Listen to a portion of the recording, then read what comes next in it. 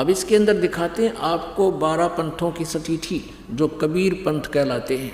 और ये जो राधा स्वामी पंथ पूरा पंथ काल का है। और इसी से एक ब्रांच निकली है धन धन सतगुरु सच्चा सौदा जिसको कहते हैं सरसा के अंदर। और उसी से यहाँ एक गंगुआ के अंदर वो 600 मस्ताना बोल रहे हैं, वो भी उससे कुएं का पानी था, उसी काल के ही जाल का। और एक जय गुरुदेव है मथुरा में, वो भी इस राधा स्वामी आगरा वाले से ही निकला हुआ पंथ है। तो ये सभी काल के पंथ हैं, पांचों नाम ये जाप देते हैं काल के हैं। और जो सच्चा सौदा वाले अकाल मूर्त सब स्वरूपी राम सतपुरुष देते हैं, ये इनका मनमाना आचरण है। ये कोई जाप करण के नहीं है, ये तो पर्यायवाची शब्द हैं। जैसे जल की प्राप्ति हो करनी हो, जल पानी नीर कहता रहे, उससे कोई लाभ नहीं होगा। उस जल को पाने का प्रोसीजर अलग है, उसमें हैंडपम्प लगाने का जो तरीका है वो अपनाना होगा। इसी प्रकार उस सतपुरुष को पाने का इस 3 मंत्र के जाप का प्रावधान है जो इनके पास नहीं है। कौन सा मंत्र? ओम तत्सत, ओम ब्रह्म का, और तत् मिलकर ही सतनाम बनता है। इसका जाप अलग से करना होता है कुछ में, फिर सार शब्द दिया जाता है, सार नाम दिया जाता है, तब जीव का कल्याण होता है। तो उसमें आपको दिखाते हैं अब वो 12 पंथ कौन कौन से हैं।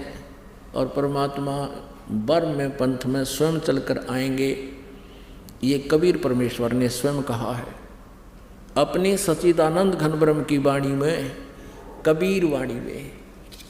ये देखिएगा, कबीर सागर संपूर्ण 11 भाग खेमरा श्री कृष्णदास प्रकाशन बम्बई से प्रकाशित है। कबीर सागर संपूर्ण 11 भाग खेमरा श्री कृष्णदास प्रकाशन बम्बई से। और ये कबीर पंथी भारत पथिक स्वामी युगलानंद बिहारी द्वारा परिष्कृत, ये यहाँ से छपा है। इसमें देखना, ये है कबीर वाणी 136 पृष्ठ पे। यहाँ लिखा है कि 12 पंथ काल फुरमाना और भूले जीव न जाव ठिकाना। इन 12 पंथों में काल का ही फुरमान है और इसमें भटके हुए भूले हुए प्राणी कभी भी सतलोक नहीं जा सकते। कौन कौन से? ये तो है कबीर वाणी में 136 पृष्ठ पे। अब देखो यहाँ पर कबीर चरित्र बोध में, ये है कबीर चरित्र बोध सागर, और ये है 1871 पृष्ठ। और यहाँ देखते हैं बोध सागर, ये 1870 पर कबीर साहब के पंथों का वृंतांत।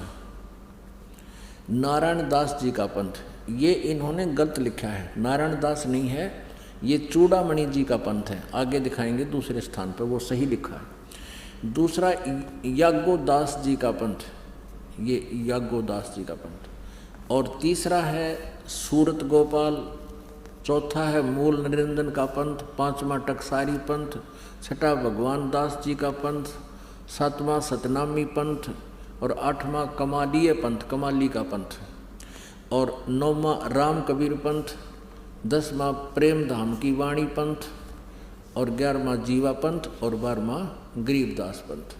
अब इन्हीं 12 पंथों का फिर यहाँ कबीर वाणी में, ये कबीर चरित्र बोध में आपने देखा बोध सागर में, और ये भी बोध सागर है, और ये कबीर वाणी है 136 पृष्ठ पर। यहाँ लिखा है 12 पंथ चलो सो भेद, 12 पंथ काल फुरमाना, भूले जीव न जाओ ठिकाना। ताते आगम कही हम राखा, वंश हमारा चूड़ामणि शाखा। प्रथम जग में जागो भरमावे, ये दूसरा होना चाहिए था, प्रथम तो ये चूड़ामणि है। यहाँ इन्होंने गलत अपनी तरफ से मिलावट कर दी कबीर पंथियों ने। ये लिखा है, ये बोध सागर 1870 पृष्ठ पर, ये कबीर चरित्र बोध में। यहाँ पर इन्होंने गलत लिखा, यहाँ लिखना था प्रथम चूड़ामणि जी का पंथ, दूसरा याज्ञोदास जी का पंथ, और सूरत गोपाल मूल निरंजन चौथा। अब यहाँ उसी का प्रमाण है। अब हमारे हैं 136 कबीर वाणी पे, 136 पर 12 पंथ काल फुरमाना, भूले जीव न जाए ठिकाना। ताते आगम कह हम राखा, वंश हमारा चूड़ामणि शाखा। ये चूड़ामणि प्रथम होना चाहिए, ये गलत लिख रखे इन्होंने। और दूसरा होना चाहिए थे, दूसरा जग में जागू भरमावे। ये यहाँ पर लिखा है इसको, ये देखिएगा, यागो पंथ, जागू कहो तो यागो दास पंथ और सूरत गोपाल।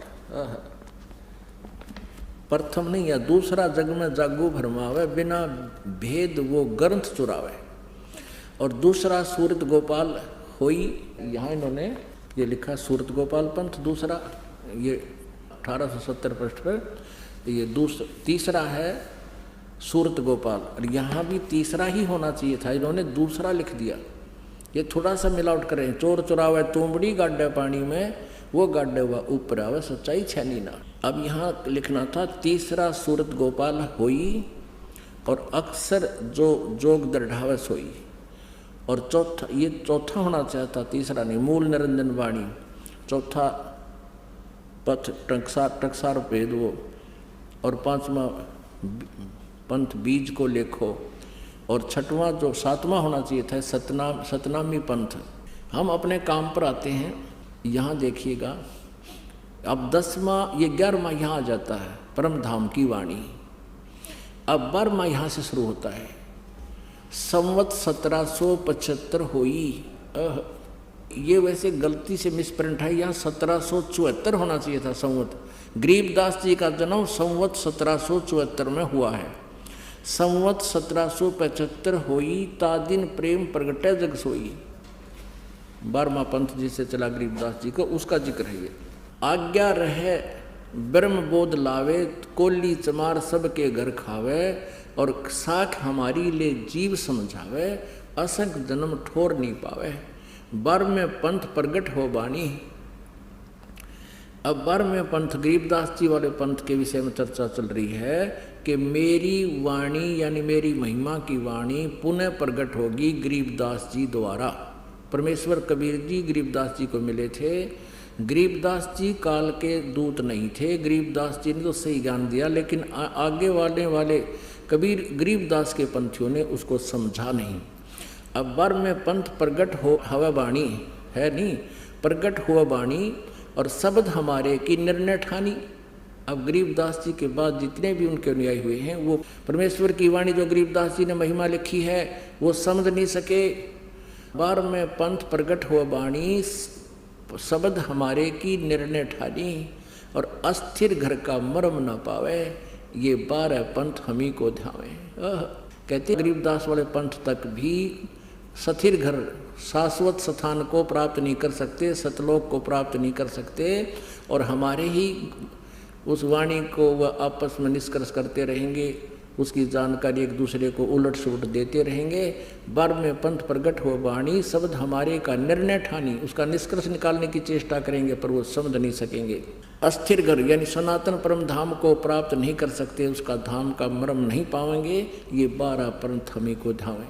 आगे स्पष्ट कर दिया परमेश्वर ने, 12वें पंथ हम ही चल आवे, हम स्वयं आएंगे गरीबदास वाले पंथ में, यानी गरीबदास के रूप में नहीं, उसके पंथ में आगे चल के 12वें पंथ हम ही चल आवे, और सब पंथ मिट एक ही पंथ चलावे। धर्मदास जी से कह रहे हैं कि 12वें पंथ में आऊँगा मैं आगे चल के, और सब पंथ मिटा के एक ही पंथ चलाऊँगा।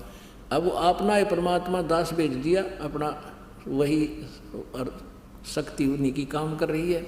धर्मदास जी से कहते हैं, तब लग बोधो कुरी चमारा, फिर तुम बोधो राज दरबारा, प्रथम चरण कलयुग निर्याना, निराना, तब मगहर मांडो मैदाना।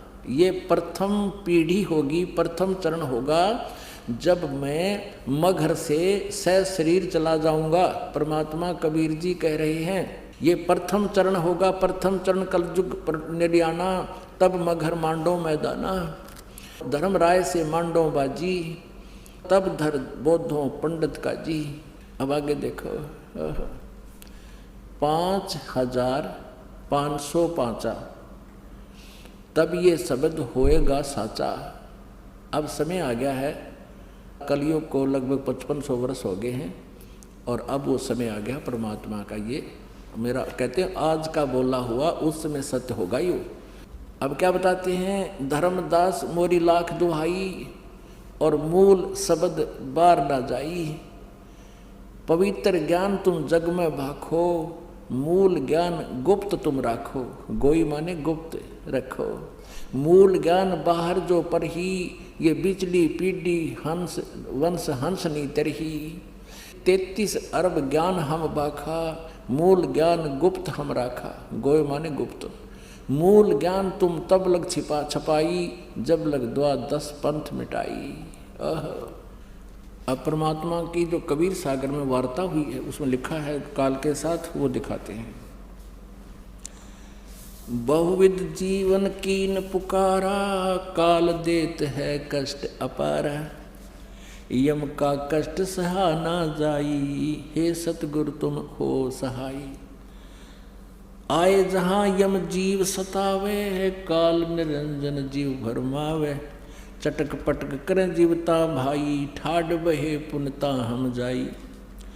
मोहे देख जीव कीन पुकारा, हे साहेब हम लेहो उबारा। तब हम सत्य शब्द गौरावा, पुरुष शब्द से जीव तपत बुझावा।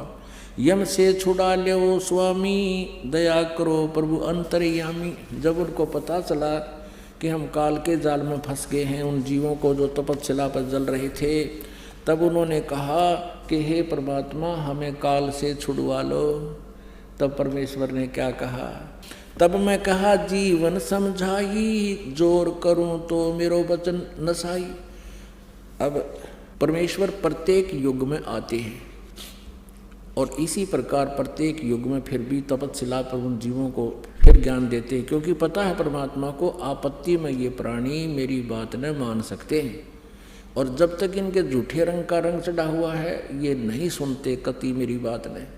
इसलिए परमेश्वर ने ये कलयुग का समय चुना है, क्योंकि सतयुग त्रेता द्वापर में ये जीव घना दुखी नहीं होता है।